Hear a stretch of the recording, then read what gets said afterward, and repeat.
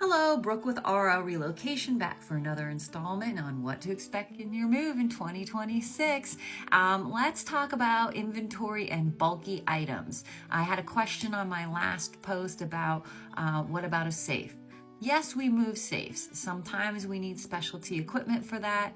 Very often you will see an extra charge for what's considered a bulky item, and that may also relate to things like pianos, large pieces of gym equipment, or anything large that needs to be disassembled in order to get it out of the house. So do bring that up to your estimator. Oftentimes it really comes down to making sure that the movers, the day of the move, have the right equipment on the truck to help and make sure that's done efficiently and correctly. Another question I got was about protecting furniture.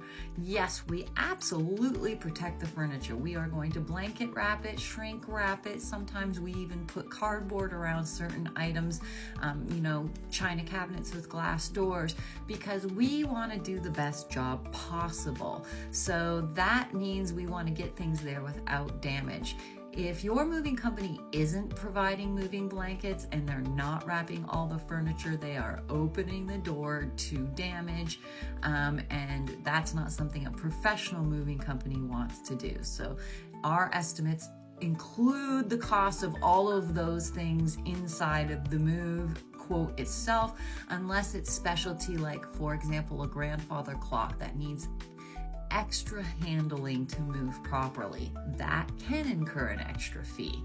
If you have a large dining table with a big sheet of glass on it, that's something that's going to be an extra charge. It's not as simple as just moving a dining room table. We have to specialty handle the glass. So those are part of the inventory I talked about the other day that you want to make sure you bring up. Oh, I have a dining room table, but it's glass. And that way it's not something left in the dark, and it should be explained and expressed on your estimate. The other thing that got brought up was what about disassembly and reassembly? We include that. We take things apart, we put all of the pieces into a parts box, which is something I'm going to get into on one of these little reviews here in the near future. But yes, we disassemble and reassemble, and that again is included in the service of our transportation cost. If you have things disassembled and you don't need them reassembled, sometimes that can help with the cost of the move, just depending on logistics over the whole of it. But for the most part, people want things taken apart and put back together, and we do that as part of the service.